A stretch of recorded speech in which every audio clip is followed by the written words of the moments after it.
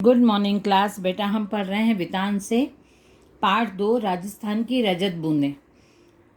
इसमें हमने देखा कि कुएं किसे कहते हैं और कुआं कुआं और कुएं में अंतर हमने देखा। चेलमबाजी और चेलमबाजी जो काम करते हैं उनको क्या बोला जाता है हमने ये देखा। जो काम करते हैं कुएं में उनको चेलमबाजी कहा जाता है, उनके काम को चेजा कहा जाता है। ये भी हमने देखा। हमने पढ़ा कि राजस्थान में रेतीली मतलब मरुभूमि होती है, मतलब वहाँ की जो ज़मीन है, भूमि है, वो रेतीली होती है। तो उसमें जो पानी जाता है और उसके नीचे खड़िया मिट्टी की पट्टी होती है। जैसे हमारे ज़मीन में आपने देखा होगा कि जब गर्मी पड़ती है, ज़्यादा धूप पड़ती है, तो हमारी ज़मीन फटने लगती है, क्योंकि यहाँ की मिट्टी ऐसे मतलब चिपकने वाली है। और जो उसके कण हैं वो आपस में चिपके रहते हैं। जब उनमें से नमी चली जाती है, जब सनलाइट की वजह से मॉइस्चर ख़त्म होने लग जाता है, मॉइस्चर उसका भाप बन के उड़ने लगता है, तो वो फट जाती है, ज़मीन फटती है। आपने देखा होगा, दरारें देखी होंगी आपने ज़मीनों पे। तो ऐसा इसमें बताया गया है इस पाठ में। अब हम पढ़ेंगे पेज नंबर 12। यहाँ पे हमने अभी तक पढ़ लिया कि दरारें पड़ जाती हैं ज़मीन में, या मरुस्थल की ज़मीन और हमारे यहाँ की ज़मीन में ये अंतर होता है। तो वहाँ पे यदि रेतीली ज़मीन रहती है तो वो पानी को इधर उधर जाने नहीं देती। उसके अंदर भी खड़िया मिट्टी की लेयर होती है उस ज़मीन के नीचे, तो वो भी पानी को कलेक्ट करती रहती है ना। और ये तो यहाँ पे ऐसा बताया, पर यहाँ बिखरे रहने में ही संगठन, मतलब मरुभूमि में जो मिट्टी है वो रेतीली है, तो वो अलग अलग ही रहती है पहले से। तो ऐसा कुछ भाई पहले इकट्ठे रहो बाद में अलग अलग हो जाओ, जैसे हमारी ज़मीन में होता है, तो वो अलगाव वाली स्थिति यहाँ पे नहीं आती है मरुभूमि में, क्योंकि ये पहले से ही इसके जो मिट्टी है इसके कण अलग अलग रहते हैं। और पानी गिरने पर कण थोड़े भारी हो जाते हैं पर अपनी जगह नहीं छोड़ते, इसलिए मरुभूमि में धरती पर दरारें नहीं पड़ती। भीतर समाया वर्षा का जल भीतर ही बना रहता है। एक तरफ थोड़ी नीचे चल रही पट्टी, जो खड़िया मिट्टी की बात कर रहे हैं यहाँ पे, इसकी रखवाली करती है। दूसरी तरफ रेत के ऊपर असंख्य कणों का कड़ा पहरा रहता है। तो पानी की जो बूंदें रहती है, जो बारिश की बूंदें जो कभी कभी वो कहीं नहीं जाती, वो अंदर ही, धरती के अंदर ही रहती है। इस हिस्से में बरसी बूंद बूंद में रेत में समाकर नमी में बदल जाती है। अब यहाँ कुएं बन जाए तो उसका पेट, उसकी खाली जगह, चारों तरफ रेत में समाई नमी को फिर से बूंदों में बदल देता। मॉइस्चर उड़ता ही नहीं है। बूंद बूंद रिसती है और कुएं में पानी जमा होने लगता है। खारे पानी के सागर में अमृत जैसा मीठा पानी। इस अमृत को पाने के लिए मरुभूमि के समाज ने खूब मंथन किया। अपने अनुभवों को व्यवहार में उतारने का पूरा एक शास्त्र विकसित किया। इस शास्त्र ने समाज के लिए उपलब्ध पानी को 3 रूपों में बांटा है। पहला रूप है पालर पानी, यानी सीधे बरसात से मिलने वाला पानी। यह धरातल पर बहता है और इसे नदी, तालाब आदि में रोका जाता है।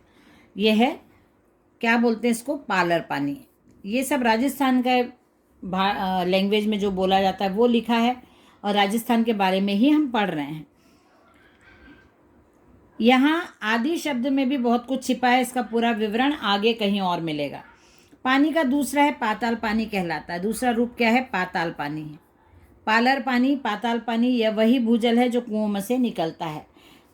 ये वही है जो कुओं में इकट्ठा होता है, वही पानी है। पाताल पानी मतलब जब कुआं बनाया जाता है तो जो पृथ्वी के तल पर, भू के तल पर जो पानी रहता है वो कुएं में इकट्ठा होता है, उसी को पाताल पानी कहा जाता है। पालर पानी और पाताल पानी के बीच पानी का तीसरा रूप है रेजानी पानी। अब ये तीसरा है रेजानी पानी। धरातल से नीचे उतरा लेकिन पाताल में न मिल पाया पानी, रेजानी है ना। धरातल के भी नीचे पाताल है। वर्षा की मात्रा नापने में भी इंच या सेंटीमीटर नहीं बल्कि रेजा शब्द का उपयोग होता है। रेजा का मतलब है, रेजा का माप धरातल पर हुई वर्षा को नहीं, धरातल में समाई वर्षा को मापता है।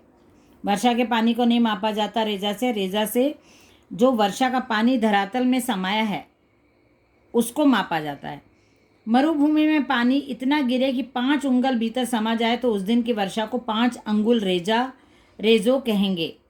ये वहाँ का वर्षा मापने का कुछ प्रमाण है।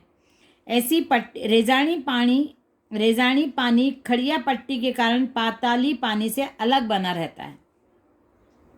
ऐसी पट्टी के अभाव में रेजानी पानी धीरे धीरे नीचे जाकर पाताली पानी में मिलकर अपना विशिष्ट रूप खो देता है। यदि किसी जगह भूजल पाताली पानी खारा है तो रेजानी पानी भी उसमें मिलकर खारा हो जाता है। Page number 14। इस विशिष्ट रेजानी पानी को समेट सकने वाली कुई बनाना सचमुच एक विशिष्ट कला है। 4-5 हाथ के व्यास की कुई को 30 से 60-65 हाथ की गहराई तक उतारने वाले चेजारो कुशलता और सावधानी की पूरी ऊंचाई नापते हैं। चेजो यानी चिनाई का श्रेष्ठतम काम कुई का प्राण है। इसमें थोड़ी सी भी चूक चेजारों के प्राण ले सकती है। हर दिन थोड़ी थोड़ी खुदाई होती है। डोल से मलबा निकाला जाता है। मलबा मतलब जो मिट्टी खोद रहे हैं उसको शेप देने के लिए वो मलबे के रूप में, और ऊपर पहले भी हमने पढ़ा था ऊपर लोग खड़े रहते हैं तो डोल में या बाल्टी में भर के उसको ऊपर भेजा जाता है। फिर आगे की खुदाई रोककर अब तक हो चुके काम की चिनाई की जाती ताकि मिट्टी धंसे नहीं। भाई चारों तरफ की शेप देने के लिए चारों तरफ की मिट्टी निकाली, फिर उसको पक्का कर दिया जाता है ताकि फिर हमेशा वहाँ से मिट्टी ना निकलती रहे और काम वेस्ट ना हो जाए और सही तरीके से काम हो जाए। इसलिए जितनी मिट्टी उस निकाली जाती है उस जगह को चिनाई से मतलब पक्का कर दिया जाता है। 20-25 हाथ की गहराई तक जाते जाते गर्मी बढ़ जाती है और हवा भी कम होने लगती है। तब ऊपर से मुट्ठी भर भर कर रेत नीचे तेजी से फेंकते हैं। मरुभूमि में जो हवा रेत के विशाल टीलों तक तो यहाँ से वहाँ उड़ा देती है, वहीं हवा यहाँ कुई की गहराई में एक मुट्ठी रेत से उड़ने लगती है और पसीने में नहा रहे चेलमबाजी को राहत दे जाती है। यह हमने पहले भी पढ़ा था। किसी किसी जगह ईंट की चिनाई से मिट्टी को रोकना संभव नहीं हो पाता, तब कुई को रस्से से बांधा जाता है। पहले दिन कुई खोदने के साथ साथ खीप एक प्रकार की घास जिससे रेशों से रस्सी बनाई जाती है। कुई पर सजगता का पहरा, ये कुई को पहरा मतलब बंद करने के लिए पहरा। पहले दिन कुई खोदने के साथ साथ खीप नाम की घास का ढेर जमा कर लिया जाता है। चिजारो खुदाई शुरू करते हैं और बाकी लोग खीप की घास से कोई 3 अंगुल मोटा रस्सा बटने लगते हैं। पहले दिन का काम पूरा होते होते कोई 10 हाथ गहरी हो जाती है। इसके तल पर दीवार के साथ सटाकर रस्से का पहला गोला बिछाया जाता है और फिर उसके ऊपर दूसरा, फिर उसके ऊपर तीसरा, चौथा, इस तरह ऊपर आते जाते हैं। जो गोले रस्सी के बनाए जाते हैं वो एक के बाद एक लगाए जाते हैं और ऊपर आते जाते हैं। खीप घास से बना खुरदरा मोटा रस्सा हर घेरे पर अपना वजन डालता है और बटी हुई लड़ियां एक दूसरे में फंसकर मजबूती से एक के ऊपर एक बैठती जाती हैं। रस्से का आखिरी छोर ऊपर रहता है। अगले दिन फिर कुछ हाथ मिट्टी खोदी जाती है और रस्से की पहले दिन जमाई गई कुंडली दूसरे दिन खोदी गई जगह में सरका दी जाती है। वो जो मिट्टी का उसका बनाया था रस्सी का, उसको अब फिर खोदा जाएगा तो फिर नीचे की तरफ सरकाते जाते हैं। ऊपर छोटी दीवार में अब नया रस्सा बांधा जाता है। रस्से की कुंडली को टिकाए रखने के लिए बीच बीच में कहीं कहीं चिनाई भी करते जाते हैं ताकि भाई और मिट्टी ना निकले और प्रॉब्लम ना हो, तो ऐसा करते जाते हैं। लगभग 5 हाथ के व्यास की कुई में रस्से की एक ही कुंडली का सिर्फ एक घेरा बनाने के लिए लगभग 15 हाथ लंबा रस्सा चाहिए। 1 हाथ की गहराई में रस्से के 8-10 लपेटे खप जाते हैं। खप जाना मतलब ख़त्म हो जाते हैं और इतने में ही रस्से की कुल लंबाई 150 हाथ हो जाती है। अब यदि 30 हाथ गहरी कुई की मिट्टी को थामने के लिए रास्ता बांधना पड़े तो रस्से की लंबाई 4000 के हाथ के आसपास बैठती है। नए लोगों को तो समझ में भी नहीं आएगा कि यहाँ कुई खुद रही है कि रस्सा बन रहा है। कहीं कहीं न तो ज़्यादा पत्थर मिलता न खीप ही, लेकिन रेजानी पानी है तो वहाँ भी कुइयाँ जरूर बनती हैं। ऐसी जगहों पर भीतर की चिनाई लकड़ी के लंबे लट्ठों से की जाती है। लट्ठे अरणी, बण, बावल या कुंबट के पेड़ों की डगालों से बनाए जाते हैं। इस काम के लिए सबसे उम्दा लकड़ी अरणी की ही है, पर उम्दा या मध्यम दर्जे की लकड़ी न मिल पाए तो आग भी एक पेड़ का नाम है, तो उसकी लकड़ी से भी काम लिया जाता है। लट्ठे नीचे से ऊपर की ओर एक दूसरे पर फंसाकर सीधे खड़े कर दिए जाते हैं। फिर इन्हें खीप की रस्सी से बांधा जाता है। कहीं कहीं चक की रस्सी भी काम में लाते हैं। यह बंधाई हुई कुंडली का आकार लेती है, इसलिए इसे सांपड़ी भी कहते हैं। ऐसे मतलब एक दूसरे में फंसते इसलिए वो सांपड़ी, देखो आपको पिक्चर में भी दिखेगा। ये नए लोगों को तो समझ में भी नहीं आएगा कि यहाँ कुई खुद रही है या रस्सी बना दी। ये देखो ये ऐसे यूज़ करते हैं, ऐसे गोल गोल रस्सी को लगाते जाते हैं।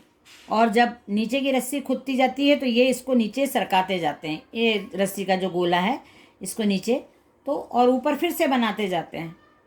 नीचे खुदाई और चिनाई का काम कर रहे चेलमबाजी को मिट्टी की खूब परख रहती है। खड़िया पत्थर की पट्टी आते ही सारा काम रुक जाता है।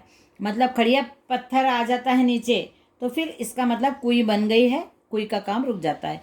इस क्षण नीचे धार लग जाती है, चेजारो ऊपर आ जाता है, पानी मिलने लगता है ना, तो फिर वो ऊपर आ जाता है जो काम कर रहा है वो। अब हम इसको आगे की क्लास में कंप्लीट करेंगे। Bye everyone.